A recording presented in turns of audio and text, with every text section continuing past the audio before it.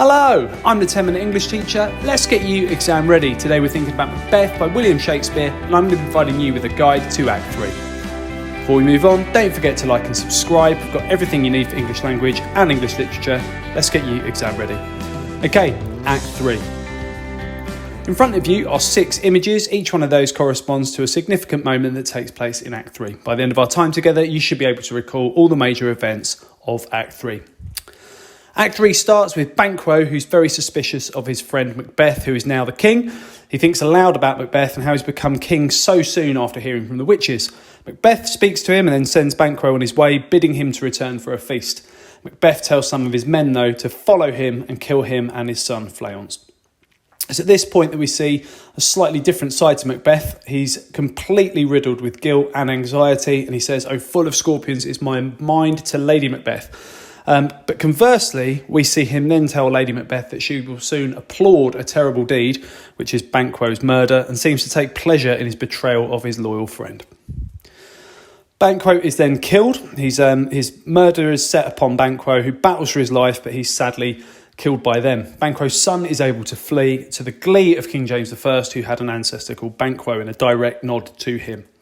We've then got the famous banquet scene. So Macbeth is hosting a range of nobles and lords, and Banquo is absent, and also so is Macduff. Macbeth is asked to take a seat at the table, and then in his seat he sees Banquo's ghost and then begins to shout at it. Lady Macbeth then intervenes and suggests everybody leaves. Macbeth, riddled with guilt and dread and anxiety and fear, says that he will go and seek the witches to speak with them again. We then get a meeting between the 3 witches and Hecate, who is the goddess of spells and magic, and she reprimands the witches for not consulting her before interacting with Macbeth earlier on in the play. Hecate's keen to be a part of sealing Macbeth's downfall and tells the witches to meet her in the morning to meet with Macbeth. And at the very end of Act 3, Lennox hears of plotting against Macbeth. In this conversation, Macbeth is described as a tyrant, and that's in a conversation between Lennox and a lord. We hear that Macduff is secretly in England to raise an army against Macbeth. That's where Malcolm has fled to. So that's where Macduff is at this point, and that's setting up the climax that's later to come.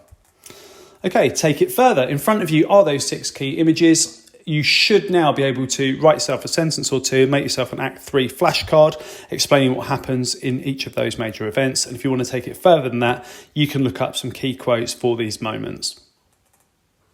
Okay, check out the other videos on my channel. I'll continue to add content. Feel free to ask for something you'd like to see me cover in the comments section. Don't forget to like and subscribe and share, and keep revising.